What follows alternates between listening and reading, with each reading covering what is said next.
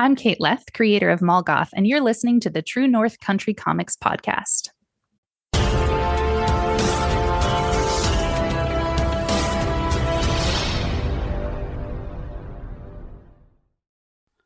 Welcome to the True North Country Comics podcast, dedicated to promote Canadian comic book and graphic novel creators and supporters. I'm John Swinimer. If you want to drop me a line, you can contact me at john@truenorthcountrycomics.com. On this episode, I chat with Kate Leth about her new graphic novel, Mall Goth. This podcast is available on Apple Podcasts and Google Podcasts and YouTube. Please like and subscribe to that video channel. And if you want to help the site and the podcast, please consider supporting the effort by chipping in at ko-fi.com/True North Country Comics. Your patronage is greatly appreciated. Hailing from Halifax, Nova Scotia, Kate is an author and illustrator working in comics, animation, design, and feelings. A grown-up goth and pulp culture devotee, Kate specializes in work for kids and teens. Her comics efforts have included Patsy Walker, aka Hellcat, Girl Over Paris, Spell on Wheels, and Adventure Time, among others. Kate's latest graphic novel is Mall Goth from Simon & Schuster Books for Young Readers. The story of Mall Goth goes like this. Liv Holm, who's not exactly thrilled to be moving to a new town with her mother. After all, high school can be brutal, even more so when you're a 15-year-old bisexual goth. With the help of her suburban refuge, Liv sets off on a journey of self-acceptance and learns to navigate the ups and downs of high school and to recognize true fellowship. So without further ado, here's my chat with Kate Leth about her new graphic novel, Mall Goth. So Kate Leth, thank you very much for taking time to chat with me. Thank you so much for having me. I appreciate your time. Before we get started with all the questions, I'd like to find out, what was the first comic book that you read? So there are a few. My parents were comics people. They were really into Calvin and Hobbes and the Far Side. So those were always around when I was a kid, and I was really into those. But personally, I was an Archie kid. I collected double digests. I had, by the time I moved out, just Rubbermaid giant containers of them. It was I just loved Archie. Katie Keene, all that kind of stuff. So that was sort of my intro more than superhero comics. That's cool. Yeah, I hear a lot of creators get their start that way for sure. But that's a great inspiration growing up. But I'm wondering, who or what inspires you to create today? So many things. I mean, I'm on social media, so I'm constantly seeing other people making things, and it's inspiration from everything from design to photography. I watch a lot of movies, I watch a lot of TV shows, so it's a little bit of everything at this point, not even any one person, just whatever creative queer people are making at the time. There are a number of artists that I'm continually inspired by. Becky Cloonan and Emily Carroll are big ones for me that I go back to over and over again. Kate Beaton, obviously. But yeah, I came up on webcomics was like where I got my start, but also what was the inspiration for me from middle school up until high school and then into when I started making comics. So that's kind of what really got me into doing what I do. Cool. Good. Yeah. Well, we're here talking about your latest project called Mall Goth, your latest graphic novel. I wonder if you could explain the story a little bit and maybe what inspired you to make it. So I've written a lot of comics. Basically, I got my start on Tumblr doing a lot of one-off, reactions to pop culture things, stuff like that. And then I wrote a lot of comics for other people to draw because writing, I basically learned to draw in order to convey the words. And I know that that's not my primary skill. And so it's really fun to partner with people who that is their primary skill. And then we bring like everything to the table together. But this was a story that was so personal that I really felt like I wanted to tell the whole thing myself. So it is a book of fiction, but obviously it's inspired by real feelings, as all things are. But it's basically about a girl named Liv who moves to a new town on the east coast of Canada and has to start a new school. And there's an implication that some bad stuff happened with some friends at her old school. And so as she's learning to adjust and try and find her place in this new town and in this new group of friends that she's making, there are some complex things that happen in her life. There's family stuff, there's friend stuff, there's, inappropriate teacher stuff that is touchy, but I think handled with grace as best I could.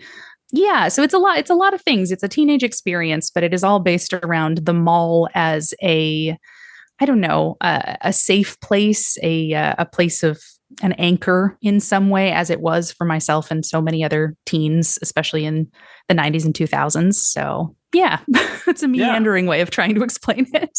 No, very good, very good. Now you mentioned the mall, and that Hmm. definitely puts me in a certain time period. Like I'm probably just prior to the mall experience, but I know that it was very big for a certain generation of people. So with that in mind, I wanted to ask you, who is the specific audience for your book? Well, the book is aimed at anybody 12 and up. I know kids read up, so 10-year-olds will read it. That's just how they do. But also, I mean, there's a lot of messages in that I would love for teen and preteen, not just girls, but anyone, people like girls to read that I feel like I hope there are some lessons in that resonate and maybe plant a little seed in their minds of things to watch out for to maybe help keep them out of some situations I wish I had known how to avoid. That sounds really vague. It's hard to to talk about a little bit.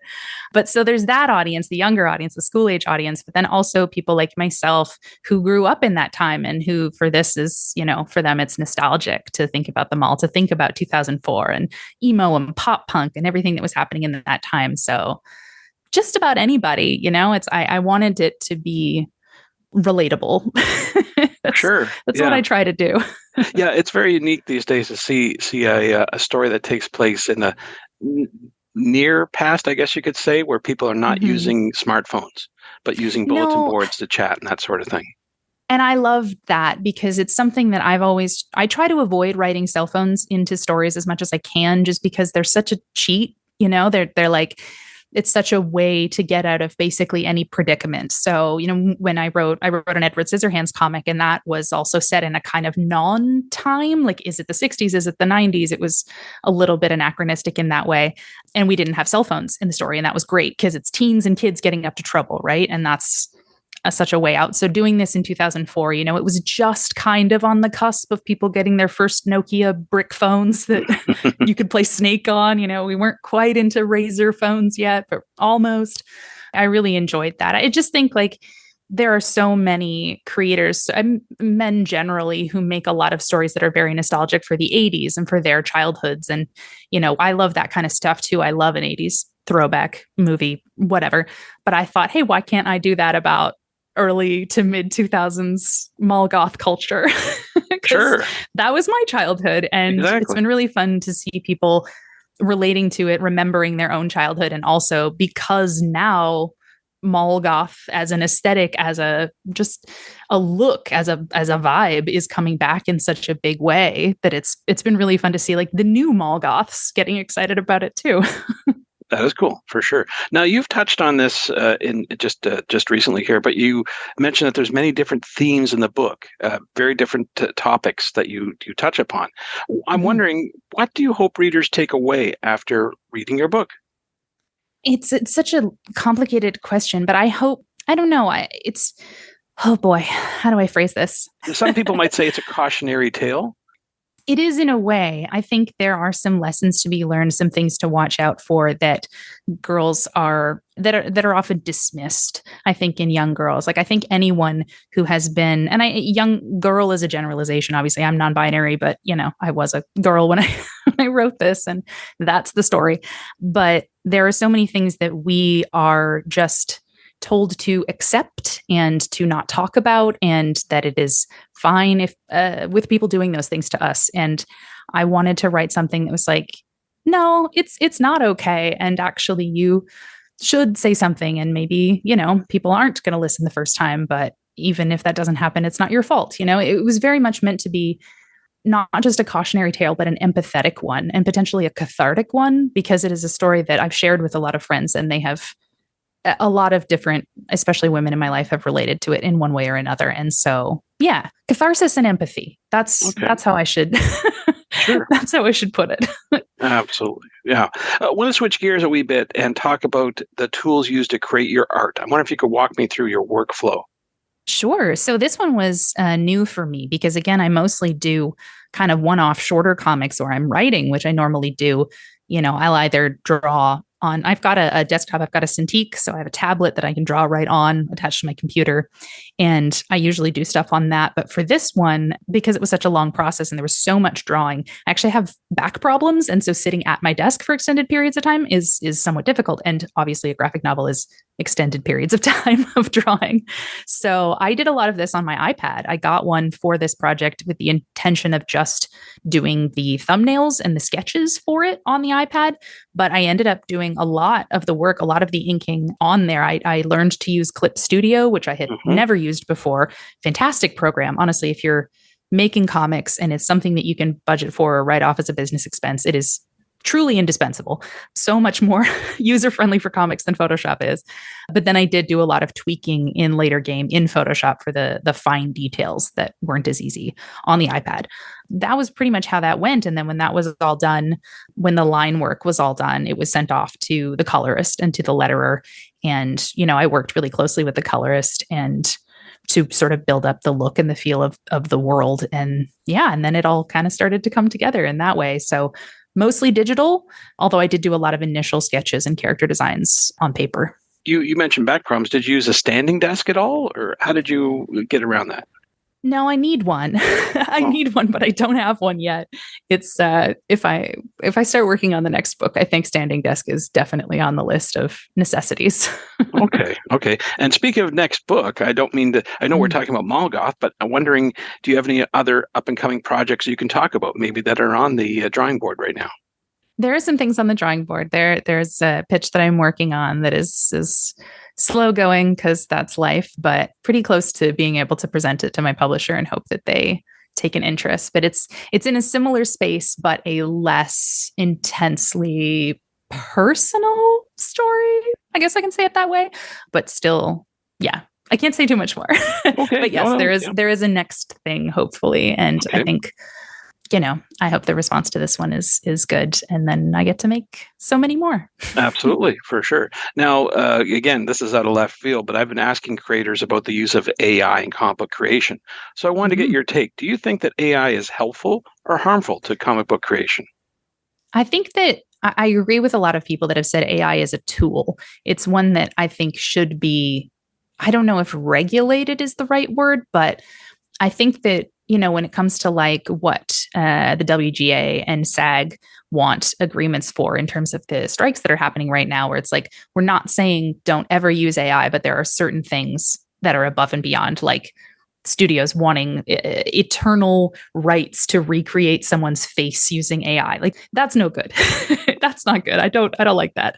Or, scripts or things like that being entirely written by AI. But I do think it can be a useful tool if used properly and not as a replacement for art. You know what I mean? Like you can use AI to help build out a spreadsheet for your pages or for your thumbnails. You can help it to break story problems, things like that. And that can be very useful. But I think if it gets to the point where it's just push a button, make art, then it loses something.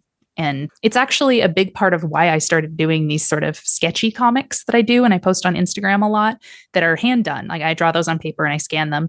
And it was how I got my start originally making comics. And I was drawn back to it when AI art was really taking off on social media, even last year. And so to be contrarian, I just started drawing really sketchy comics by hand again. And I've enjoyed how people have connected with them. I think partly because there is, it's flawed and it's real and tangible in a way that AI is never quite gonna be. You know what I mean? Mm-hmm. Mm-hmm. Yeah. Well said. Well said. Yeah. I've always heard people say that the AI doesn't have the background that a traumatic childhood, so to speak. Exactly. Didn't say it right, but something like that. Yeah. I asked ChatGPT one time, why will AI art never be as good as art made by people? It's like, what does AI think of this? And it gave me this really beautiful, reasonable explanation that was basically that, right? Like that because it doesn't have those inherent flaws, because it doesn't have the history or the context or like the emotion put into it, it's always gonna fall short of what humans actually make. And I was like, wow. Know thyself, AI. That's delightful. There you go. We've talked about a fair bit, certainly Mall Goth, and you've got other projects. And I'm sure you're going to be very busy with other events and conventions and all that sort of stuff. I'm wondering, is there a website where you recommend that people go to find out about your current and your future projects? Yeah, so I've got a kateleth.com, which is pretty straightforward. And I also have like a link tree type thing that's on my Instagram that has links to, where you can pre-order the book in a number of different places, my different shops and things that I make, and just sort of the links all over the place. So that one's on my Instagram. That's also Kate Leth. I think that's just taplink.cc/Kate Leth, but it's all under my name, and I'm the only person who has my name. So I'm pretty easy to find. Very good. Well, Kate, those are all the questions I have for you, but I'm wondering, is there something I didn't ask that you'd like to get across in this interview? No, I don't know really. I mean, it's exciting to talk about this. I've been doing comics for, 11, 12 years now, and this is still technically my debut graphic novel, even though I've written like 12 at this point for other artists. So I hope people will check it out and give it a chance. And I hope people connect with it. I really do. It's important to me in that way. So yeah. Thanks to Kate for the chat. You can discover more about Kate on Instagram at Kate Leth and online at kateleth.com. Thanks for listening to the True North Country Comics podcast. And if you haven't done so already, please subscribe to and like this podcast on Apple Podcasts. And I encourage you to check out the TrueNorthCountryComics.com website. True North Country Comics is now on YouTube. Please like and subscribe to that video channel and hit the notification button. You can follow along at True North Country Comics on most social media platforms. Please send your feedback to John at TrueNorthCountryComics.com. And if you want to help the site and the podcast, please consider supporting the effort by chipping in at ko-fi.com/True North Country Comics. Your patronage is greatly appreciated. Thanks for listening, and come back soon for another episode. Bye for now. True North Country Comics Podcast is copyright True North Country Comics, copyright 2023.